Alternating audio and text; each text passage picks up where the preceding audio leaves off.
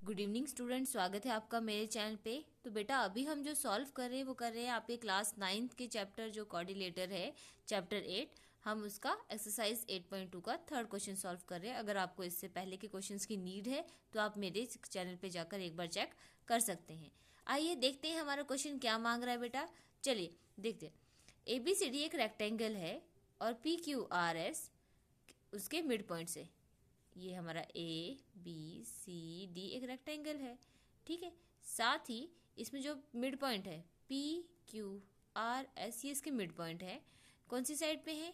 AB पर है, BC पर है, CD पर है और DA पर है, ठीक है। इस तरह से अब हमको प्रूफ करना है कि जो हमारा ये हमारा जो क्वेश्चन है कि ये जो मिड पॉइंट है ये रोम्बस बन रहा है, ये हमको प्रूफ कर रहा है। तो आइए देखते हैं कि हम इसको किस तरह से प्रूफ करें। चलो, इसको प्रूफ करने के लिए पहले तो आपने एक ये फिगर को लिख दिया, बना दिया। साथ ही आप इसमें एक डायगोनल ड्रॉ कर दो इस तरह से, ठीक है। तो हम इसको यहाँ पे आप लिख सकते हो, लेट अस जॉइन क्या है हमारा, AC एंड BD। फाइन। चलो, अब हमने जब ज्वाइन किया तो हमारे पास ट्राइंगल आ जाती है। ट्राइंगल कौन सी आती है? एक आ रही है हमारे पास ABC। साथ ही एक और ट्राइंगल हमारे पास आ जाएगी ADC। तो पहले हम लेंगे ABC। तो आ जाओ हम देखते हैं यहाँ पर हमारा, ओके, इन ट्राइंगल ABC, ठीक है, ये हमने ट्राइंगल ले लिया है, ओके। अब इसमें क्या है, PQ क्या है? देखो ट्राइंगल, यहाँ देखो जरा, ट्राइंगल ABC में PQ मिड पॉइंट है। तो हम लिख देते हैं P and Q are mid points of AB and BC। Clear है यहाँ तक? चलो, अब इस ट्राइंगल में हमको क्या करना है, इस तरह से जो हमारी PQ है, वो AC के बराबर आ रही है, पैरेलल आ रही है। हाँ आ रही है, देखो PQ पैरेलल है हमारे AC के, है कि नहीं? यस, हाँ है, ठीक है। Therefore PQ parallel to AC and also PQ equal to 1/2 AC, और ये AC की हाफ भी है। कौन से थ्योरम से? अगर हमने जो पढ़ा था, बाय मिड पॉइंट थ्योरम, इसके थ्रू ये बन जाती है, ठीक है। बन गई, बढ़िया। अब ये बन गई तो आप इसको एक वन इक्वेशन का नाम दे दो। वैसे ही सिमिलरली इन ट्राइंगल जो मैंने आपको बताई थी ADC, in triangle ADC, therefore जो हमारी ट्राइंगल बन रही है यहाँ पे ADC, SR जो है वो पैरेलल ये भी AC के हो रही है। तो हम लिखेंगे SR parallel to AC, also SR is equal to 1/2 AC, right, ठीक है, बाय मिड पॉइंट थ्योरम, ठीक है। इस तरह से अब हम क्या करेंगे बेटा, ये हो गया, इससे आपको समझ में आया, ये आप अपनी सेकंड थ्योरम बना दीजिएगा, ठीक है। अब हम आगे लिखेंगे, क्लियरली इससे पता चलता है, क्लियरली शोज दैट, ठीक है, जो PQ है वो SR के भी इक्वल हो जाती है, PQ पैरेलल टू SR, ठीक है। ये आपका इस तरह से क्वेश्चन बन रहा है। साथ ही PQ इक्वल भी है SR के, पैरेलल भी है, इक्वल भी है, ठीक है। क्लियर हुआ? ये आपका सेकंड बन जाएगा, ठीक है बेटा। इस तरीके से। अब हम करेंगे आगे हमारा इन quadrilateral.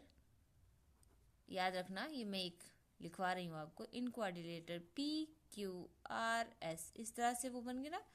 Quadrilateral P Q R S जो है उसमें वन पेयर जो है, one pair of opposite sides is equal and parallel to each other।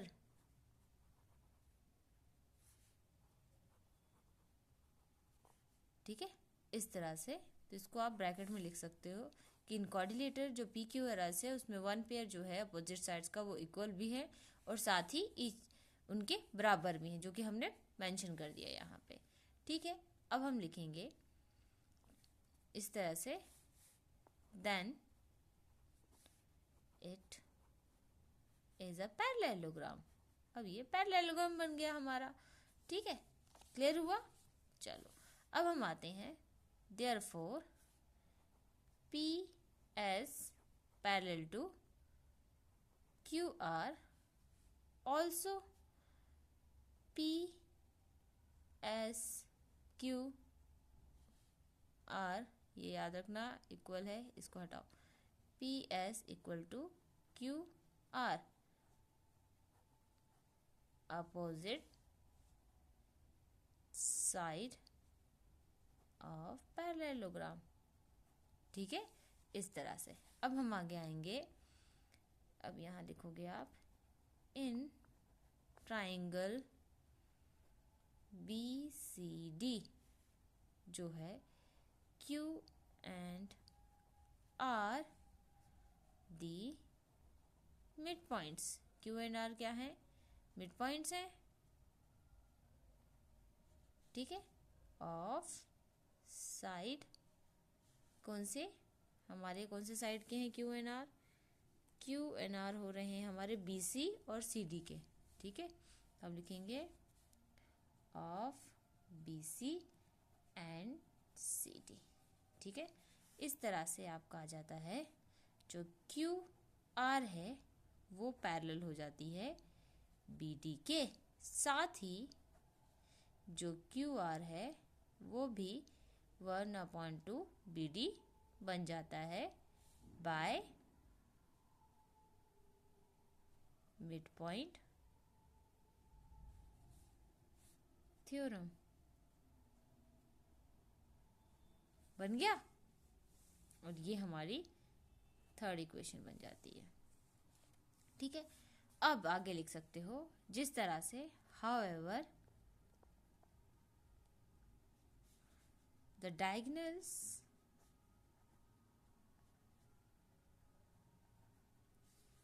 Of a rectangle are equal, इस तरह से हमारे रेक्टेंगल के जो डायगोनल्स है वो इक्वल हो गए हैं।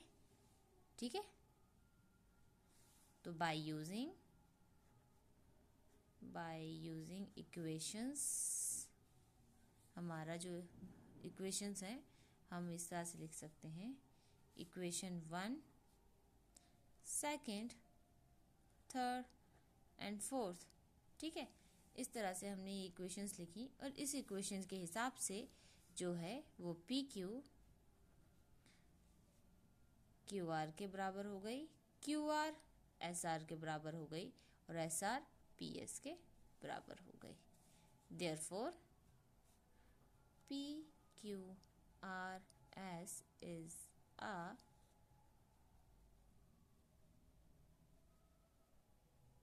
रोम्बस। ठीक है बेटा, तो ये आपका इस तरह से क्वेश्चन सॉल्व होता है। ठीक है, तो ये हमारा थर्ड क्वेश्चन सॉल्व हुआ। मिलते हैं नेक्स्ट वीडियो में फोर्थ क्वेश्चन के साथ, तब तक के लिए बाय। और ध्यान दीजिए, आपके एग्जाम्स आ रहे हैं, प्रैक्टिस कीजिए, आपको इस टाइम पे बहुत प्रैक्टिस की ज़रूरत है। मैथ क्वेश्चंस हैं, ट्रिकी हैं बट इजी हैं। ओके, चलिए, साथ ही अगर मेरी वीडियो से आपको थोड़ा भी समझ में आता है बेटा, तो प्लीज़ बेटा आप चैनल को सब्सक्राइब करें, वीडियो को लाइक करें, ताकि मुझे भी मोटिवेशन मिलता रहे आपके लिए बेहतर से बेहतर वीडियोस और अच्छी नॉलेज के साथ वीडियोस लेके आने के लिए। ओके, चलो bye, thank you so much.